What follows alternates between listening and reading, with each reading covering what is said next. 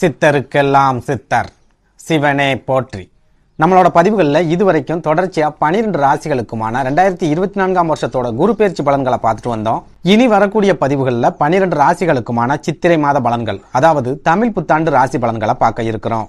அந்த வகையில நம்மளோட இந்த பதிவுல ராசி கட்டத்துல 9வது ராசியா இருக்கக்கூடிய நெருப்பு ராசியான தனுசு ராசிக்கு இந்த சித்திரை மாதத்தோட கிரக நிலைகள் என்ன மாதிரியான பலன்களை கொடுக்கும், என்ன மாதிரியான யோகங்களை கொடுக்கும், இந்த சித்திரை மாசத்துல எந்தெந்த தேதிகள் தனுசு ராசிக்காரங்களுக்கு பண வரவை ஏற்படுத்தும், எந்தெந்த தேதிகள் அதிகமான விரைய செலவுகளை ஏற்படுத்தும் அப்படிங்கறத பத்தி எல்லாம் கொஞ்சம் சுருக்கமா பார்க்க போறோம். அதனால தனுசு ராசி அன்பர்கள் தயவு செஞ்சு இந்த வீடியோவை கொஞ்சம் கூட ஸ்கிப் பண்ணாம முழுமையா பாருங்க. நீங்க ஸ்கிப் பண்ணி வீடியோவை பாக்குறீங்க அப்படின்னா நான் என்ன சொல்ல வரேன் அப்படிங்கறதே உங்களுக்கு புரியாம போகலாம். அதனால முடிஞ்ச வரைக்கும் வீடியோவை ஸ்கிப் பண்ணாம முழுமையா பாருங்க. அதுக்கு முன்னாடி நம்ம சேனலை நீங்க இப்பதான் முறையா பாக்குறீங்க அப்படின்னா தயவு செஞ்சு சப்ஸ்கிரைப் பண்ணிக்கோங்க. இந்த வீடியோ உங்களுக்கு பிடிச்சிருந்தா மறக்காம அந்த லைக் பட்டனையும் தட்டி விட்டுருங்க. அதை விட முக்கியமா உங்களை மாதிரியே அதிர்ஷ்டமே இல்லாத ஒரு வாழ்க்கையை வாழ்ந்துட்டு வரக்கூடிய தனுசு ராசிக்காரங்க உங்க நட்பு வட்டாரத்திலேயோ அல்லது சொந்த பந்தத்திலேயோ இருக்காங்க அப்படின்னா அவங்களுக்கு இந்த வீடியோவை மறக்காம ஷேர் பண்ணி விட்டுருங்க. அதே போல நம்ம சேனல்ல 12 ராசிகளுக்குமான 2024 வருஷத்தோட குரு பெயர்ச்சி பலன்களை வீடியோவா போஸ்ட் பண்ணிருக்கோம். தனுசு ராசிக்காரங்க இன்னும் உங்க ராசிக்கான குரு பெயர்ச்சி பலன்களை பார்க்கல அப்படின்னா டிஸ்கிரிப்ஷன்ல லிங்க் கொடுக்குறேன், கிளிக் பண்ணி ஓபன் பண்ணி பாத்துக்கோங்க. தனுசு ராசியை பொறுத்த வரைக்கும் வேகமான ராசி, விவேகமான ராசி, போராட்ட குணம் உள்ள ஒரு ராசி, சுறுசுறுப்பான ராசி, முன் வச்ச கால பின் வைக்காத ஒரு ராசி, கலகலப்பான ராசி, சுத்தி இருக்கிறவங்களையும் கலகலப்பா வச்சுக்கக்கூடிய ஒரு ராசி, நிறைய தன்னம்பிக்கை உள்ள ஒரு ராசி, புதுசா எதையாவது கத்துக்கணும் அப்படின்னு ஆசைப்படக்கூடிய ஒரு ராசி, நேர்மையான ராசி, மற்றவங்களால முடியாதுன்னு சொல்லக்கூடிய ஒரு சில விஷயங்களையும் முடிக்கக்கூடிய ஆற்றல் வாய்ந்த ஒரு ராசி, சோம்பேறித்தனம் இல்லாத ஒரு ராசி, எதுலையுமே அவ்வளவு சீக்கிரம் சோர்ந்து போகாத ஒரு ராசி, இதெல்லாம் விட முக்கியமா மற்றவங்களோட கஷ்டத்தையும் தன்னோட கஷ்டமா நினைச்சு வருத்தப்படக்கூடிய ஒரு ராசி இந்த தனுசு ராசி. இவ்வளவு சிறப்பான பண்புகள் உள்ள தனுசு ராசியில பிறந்தவங்க எல்லாருமே தங்களை சுத்தி இருக்கிறவங்களை சந்தோஷமா வச்சுக்கணும் அப்படின்னு நினைப்பாங்க. தான் குடும்பத்துக்காகவே மாடா உழைப்பாங்க. வாழ்க்கையில கஷ்டப்பட்டு படிப்படியா முன்னேறிக்கிட்டு வருவாங்க. எவ்வளவு கஷ்டப்பட்டாலும் பரவாயில்ல, நேர் வழியில தான் முன்னேறணும் அப்படின்னு நினைப்பாங்க. குறுக்கு வழியை இவங்க தேர்ந்தெடுக்க மாட்டாங்க. எதிரிகளாவே இருந்தாலும் அவங்களுக்கும் இவங்க இரக்கம் காட்டுவாங்க. துரோகிகளை மட்டும் சாகுற வரைக்கும் கூட சேர்த்துக்கவே மாட்டாங்க. எப்பவும் சிரிச்ச முகமாவே இருப்பாங்க. எல்லாரு கூடயும் பாரபட்சம் இல்லாம பழகுவாங்க. பணக்காரன் ஏழை அப்படின்னு பாகுபாடு பார்த்து இவங்க பழக மாட்டாங்க. அதே போல இவங்க அவ்வளவு சீக்கிரத்துல கோபப்படவே மாட்டாங்க. ஆனா அதையும் மீறி கோபப்பட்டாங்க அப்படின்னா எதிரில் இருக்கிறவங்களால அந்த கோபத்தை தாங்க முடியாத அளவுக்கு பயங்கரமான கோபமா இருக்கும். ஆனா என்னதான் பயங்கரமான கோபமாவே இருந்தாலும் சரி, இவங்க கோபப்படுறாங்க அப்படின்னா அந்த கோபத்துல கண்டிப்பா ஒரு நியாயம் இருக்கும், ஒரு நேர்மை இருக்கும், ஒரு நீதி அப்படிங்கிறது கண்டிப்பா இருக்கும்.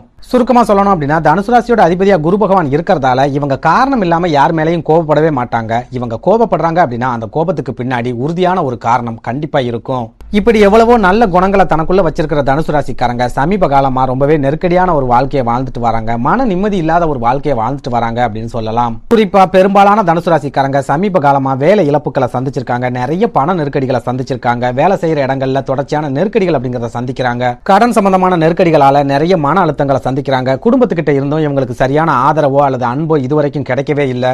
புதுசா வேலை தேடக்கூடிய தனுசு ராசிக்காரங்க தொடர்ச்சியான அலைச்சல்களை மட்டும்தான் சந்திக்கிறாங்க. சரியான வேலை வாய்ப்புகள் அப்படிங்கிறது இதுவரைக்கும் அமையல. இதெல்லாம் விட முக்கியமா சமீப காலத்துல ஒரு சில தனுசு ராசிக்காரங்க தங்களோட உடல் ஆரோக்கியத்தை முழுமையா இழந்துட்டு ஒரு நரகமான வாழ்க்கையை வாழ்ந்துட்டு வராங்க அப்படின்னு சொல்லலாம். அதுலயும் குறிப்பா கடந்து போன பங்குனி மாதத்தை எடுத்துக்கிட்டோம் அப்படின்னா தனுசு ராசிக்காரங்களுக்கு எந்த விதமான லாபங்களையும் கொடுக்கல, எந்த விதமான அதிர்ஷ்டங்களையும் ஏற்படுத்தல, எந்த விதமான வாய்ப்புகளையும் ஏற்படுத்தி கொடுக்கல அப்படின்னு சொல்லலாம். அதுலயும் முக்கியமா ஒரு சில தனுசு ராசிக்காரங்களுக்கு கடந்த பங்குனி மாசத்துல கடன் நெருக்கடி அப்படிங்கிறது 2 மடங்கு அதிகரிச்சிருக்கு. இன்னும் ஒரு சிலருக்கு மருத்துவமனையில தங்கி இருந்து சிகிச்சை எடுக்கக்கூடிய அளவுக்கு பெரிய அளவிலான பாதிப்புகளையும் கடந்த பங்குனி மாசம் ஏற்படுத்தி விட்டுருக்கு அப்படின்னு சொல்லலாம். ஓப்பனா சொல்லணும் அப்படின்னா மாசம் ராசி கட்டத்தில் இருக்கிற கிரகங்கள் மட்டும்தான் மாறிக்கிட்டே இருக்க ஒழிய தனுசு ராசிக்காரங்களோட வாழ்க்கையில எந்த விதமான மாற்றங்களும் வரல, எந்த வகையிலும் முன்னேற்றங்களும் கிடைக்கல அப்படின்னு சொல்லலாம். இப்படி ஒரு நெருக்கடியான சூழல்ல இந்த தமிழ் புத்தாண்டோட முதல் மாதமான சித்திரை மாதத்தோட கிரக நிலைகளாவது தனுசு ராசிக்காரங்களோட வாழ்க்கையில ஏதாவது மாற்றங்களை கொண்டு வருமா, முன்னேற்றத்தை ஏற்படுத்துமா அப்படிங்கறத பத்தி பார்க்கலாம். அந்த வகையில இந்த சித்திரை மாதத்தோட கிரக நிலைகளை ஆராய்ச்சி பார்க்கும்போது தனுசு ராசிக்காரங்களுக்கு மாதத்தோட முதல் 10 நாட்கள் ஒரு சில நெருக்கடிகள் அப்படிங்கிறது இருக்கும், ஒரு சில பண தடைகள் அப்படிங்கிறது இருக்கும், ஒரு சில உடல் ஆரோக்கிய பாதிப்புகள் அப்படிங்கிறது இருக்கும், ஒரு சில விரைய செலவுகள் அப்படிங்கிறதும் இந்த மாதத்தோட முதல் 10 நாட்களும் கண்டிப்பா இருக்கும். சுருக்கமா சொல்லணும் அப்படின்னா இந்த சித்திரை மாதத்தோட முதல் 10 நாட்களோட கிரக அமைப்புகள் உங்களுக்கு முழுக்க பாதகமான ஒரு சூழல்ல தான் இருக்குது. இதனால இந்த மாதத்தோட முதல் 10 நாட்களும் நீங்க புதிய முயற்சிகள் எதுலையுமே இறங்காதீங்க. வேலை தேடுறதா இருந்தா 10 நாட்கள் பொறுமையா இருங்க. ஏற்கனவே பார்த்துக்கிட்டு இருக்கிற வேலையை விட்டுட்டு வேற வேலைகளுக்கு போகணும் அப்படின்னு நினைச்சாலும் இந்த 10 நாட்களும் கொஞ்சம் பொறுமையா இருங்க. புதுசா தொழில் ஆரம்பிக்கிறது அல்லது ஏற்கனவே இருக்கிற தொழிலை விரிவுபடுத்துறது, நிலங்கள் வாங்குறது அல்லது நிலங்கள் விற்கிறது, இந்த மாதிரியான விஷயங்கள் எல்லாத்தையுமே இந்த 10 நாட்களுக்கு முடிஞ்ச வரைக்கும் ஒத்தி வச்சிருங்க. சுருக்கமா சொல்லணும் அப்படின்னா இந்த சித்திரை மாதத்தோட முதல் 10 நாட்களும் தனுசு ராசிக்காரங்க கண்டிப்பா பொறுமையா இருக்கணும், நிதானமா இருக்கணும், முடிவுகளை ரொம்ப யோசிச்சு எடுக்கணும். எந்த விஷயத்திலுமே அவசர அவசரப்படக்கூடாது, தேவையில்லாத இடங்கள்ல இருந்து பணத்தை கடனை வாங்கணும் அப்படின்னு நினைக்க கூடாது. இது எல்லாத்தையும் விட முக்கியமா உங்களோட கோபத்தை முழுமையா கட்டுப்படுத்த வேண்டிய ஒரு காலகட்டமாகவும் இந்த சித்திரை மாதத்தோட முதல் 10 நாட்களும் இருக்க போகுது. அதே நேரம் இந்த சித்திரை மாதத்தோட பிற்பகுதியை எடுத்துக்கிட்டோம் அப்படின்னா தனுசு ராசிக்காரங்களுக்கு யோகங்களை கொண்டு வரக்கூடிய காலகட்டமா இருக்கும். ஒரு சில அதிர்ஷ்ட வாய்ப்புகளை ஏற்படுத்தி கொடுக்கக்கூடிய காலகட்டமாகவும் இருக்கும். அதாவது இந்த சித்திரை மாதத்தோட தொடக்கத்தை எடுத்துக்கிட்டோம் அப்படின்னா செவ்வாய் பகவான் உங்க ராசிக்கு 3வது வீட்டுல இருப்பார், ஆனா சனி பகவானோட இணைஞ்சு இருப்பார். சுக்கிர பகவான் உங்க ராசிக்கு 4வது வீடான மீன ராசியில இருப்பார், ஆனா ராகு பகவானோட இணைஞ்சு இருப்பார்.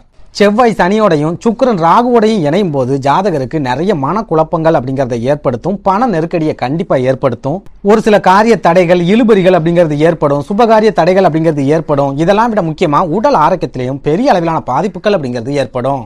அதே நேரம் இந்த சித்திரை மாதம் 10ஆம் தேதிக்கு அப்புறமா கும்பராசியில இருக்கிற செவ்வாய் பகவான் மீனராசிக்கும், மீனராசியில இருக்கிற சுக்கிர பகவான் மேஷராசிக்கும் பயிற்சி ஆகுறாங்க. இதுல நம்ம ரொம்ப முக்கியமா பார்க்க வேண்டியது செவ்வாய் பகவான் 4வது வீடான மீனராசிக்கு பயிற்சியாகி ராகு பகவானோட இணைஞ்சி சஞ்சாரம் பண்ணுவார். 4வது வீடு அப்படிங்கிறது உங்க தாயாரை குறிக்கக்கூடிய சுகஸ்தானம். அப்படிப்பட்ட ஸ்தானத்துல பாப கிரகங்களான ராகுவும் செவ்வாயும் ஒன்ன இணையறதால விபரீத ராஜ யோகம் தனுசு ராசிக்காரங்களுக்கு கிடைக்க போகுது. இந்த ராஜ யோகம் தனுசு ராசிக்காரங்களுக்கு ஒரு சுறுசுறுப்பை ஏற்படுத்தி கொடுக்கும், மனசளவுல ஒரு தெளிவை ஏற்படுத்தி கொடுக்கும், காரிய தடைகளை முழுமையா உடைக்கும், நீங்க செய்யக்கூடிய காரியங்கள்ல முழுமையான வெற்றிகளை கொடுக்கும். இதெல்லாம் விட முக்கியமா உங்க தாயார் மூலமாவோ அல்லது தாய்வழி சொந்தங்கள் மூலமாவோ ஒரு சில சிறப்பான உதவிகள் கிடைக்கக்கூடிய காலகட்டமாகவும் இந்த சித்திரை மாதத்தோட பிற்பகுதி அப்படிங்கிறது இருக்கும். அதே நேரம் சகோதரக்காரகனான செவ்வாய் பகவான் ராகு பகவானோட இணையறதால தம்பி தங்கைகளுக்கு இடையே ஒரு சில மனக்கசப்புகள் ஏற்படக்கூடிய காலகட்டமாகவும் இந்த சித்திரை மாதத்தோட பிற்பகுதி இருக்கும். அதனால தனுசு ராசிக்காரங்க மாதத்தோட பிற்பகுதியில உங்க தம்பி தங்கைகள் கிட்ட பேசும்போது ரொம்பவே எச்சரிக்கையா பேசுங்க, கவனமா பேசுங்க, விட்டு கொடுத்து பேசாதீங்க. வெளி இடங்கள்ல பேசும்போது எந்த காரணத்தை கொண்டும் உங்க தம்பி தங்கைகளை மட்டம் தட்டி மட்டும் பேசுறாதீங்க. அடுத்ததா சுக்கிர பகவானை எடுத்துக்கிட்டோம் அப்படின்னா இந்த சித்திரை 10ஆம் தேதிக்கு அப்புறமா மேஷராசிக்கு பயிற்சியாகி சூரியன் மற்றும் குரு பகவானோட இணைஞ்சி சஞ்சாரம் பண்ண போறார். இதுல நம்ம முக்கியமா பார்க்க வேண்டியது உங்க ராசியோட அதிபதியான குரு பகவானோட சுக்கிரனும் சூரியனும் இணையக்கூடிய இந்த காலகட்டம் உங்களுக்கு அதிர்ஷ்டங்களை கொண்டு வரக்கூடிய காலகட்டமா இருக்கும். தொடர்ச்சியா தோல்விகளை மட்டுமே சந்திச்சு வரக்கூடிய தனுசு ராசிக்காரங்க வெற்றிகளை அடையக்கூடிய காலகட்டமாகவும் இந்த சித்திரை மாதத்தோட பிற்பகுதி இருக்கும். குறிப்பா நீங்க தொடர்ச்சியா திருமண தடைகளை சந்திச்சுட்டு வரீங்க அப்படின்னா இந்த சித்திரை மாதத்தோட பிற்பகுதியில அந்த மாதிரியான தடைகள் எல்லாம் முழுமையா விலகும், திருமண வரன்கள் உங்கள் வீட்டு வாசலை தேடி வரும், திருமணம் சம்பந்தமான பேச்சுவார்த்தைகள்ல சிறப்பான முன்னேற்றங்கள் அப்படிங்கிறது கிடைக்கும், திருமணத்துக்கான தேதிகளை குறிக்கக்கூடிய காலகட்டமாகவும் இந்த சித்திரை மாதத்தோட பிற்பகுதி இருக்கும். அதே போல நீங்க சொந்தமா தொழில் தொடங்கணும் அப்படின்னு நினைச்சாலும் இந்த சித்திரை மாதத்தோட பிற்பகுதியில தாராளமா தொடங்கலாம். தொழிலை விரிவுபடுத்தணும் அப்படின்னு நினைச்சாலும் சித்திரை மாதத்தோட பிற்பகுதி அற்புதமான காலகட்டமா இருக்கும். புதுசா வேலைகளுக்கு முயற்சி செய்யறவங்க, இருக்கிற வேலையை விட்டுட்டு வேற வேலைகளுக்கு போகணும் அப்படின்னு நினைக்கிறவங்க, இவங்க எல்லாருக்குமே இந்த சித்திரை மாதத்தோட பிற்பகுதி அப்படிங்கிறது ரொம்பவே அதிர்ஷ்டமான காலகட்டமா இருக்கும். அதே போல நீங்க உத்தியோகத்துல இருந்தாலும் சரி அல்லது சொந்த தொழில் செஞ்சுட்டு இருந்தாலும் சரி, வியாபாரம் பார்த்துக்கிட்டு இருந்தாலும் சரி, இந்த சித்திரை மாதத்தோட பிற்பகுதியில பண நெருக்கடி அப்படிங்கிறது உங்களுக்கு முழுமையா விலகும், உங்க கைகள்ல தாராளமா பணம் புழங்கக்கூடிய ஒரு காலகட்டமாகவும் இந்த சித்திரை மாதத்தோட பிற்பகுதி இருக்கும். இதனால மாதத்தோட பிற்பகுதியில ஒரு சில தனுசு ராசிக்காரங்களுக்கு வீடு வாங்கக்கூடிய யோகம் கிடைக்கும், நிலங்கள் வாங்கக்கூடிய யோகங்கள் கிடைக்கும், ஒரு சிலர் வாகனங்கள் வாங்கக்கூடிய யோகங்கள் கூட மாதத்தோட பிற்பகுதியில கிடைக்கும். அதே போல படிக்கிற மாணவர்களை எடுத்துக்கிட்டோம் அப்படின்னாலும் சமீப காலமா இருந்துட்டு வந்த கவன குறைவுகள், கவன சிதறல்கள் எல்லாமே முழுமையா விலகி படிப்புல கவனம் செலுத்தக்கூடிய காலகட்டமா இந்த சித்திரை மாதத்தோட பிற்பகுதி இருக்கும். வெளிநாட்டு வேலைகளுக்கு முயற்சி செய்யக்கூடிய தனுசு ராசிக்காரங்களுக்கு ஒரு சில அற்புதமான முடிவுகளை கொடுக்கக்கூடிய மாதமாகவும் இந்த சித்திரை மாதம் இருக்கும். சுருக்கமா சொல்லணும் அப்படின்னா இந்த சித்திரை மாதத்தோட முதல் 10 நாட்களும் நீங்க நிதானமாகவும் பொறுமையாகவும் இருந்துட்டீங்க அப்படின்னாலே மாதத்தோட பிற்பகுதி உங்களுக்கு கண்டிப்பா சந்தோஷத்தையும் மன நிம்மதியையும் கொண்டு வரும். நன்றி, வணக்கம்.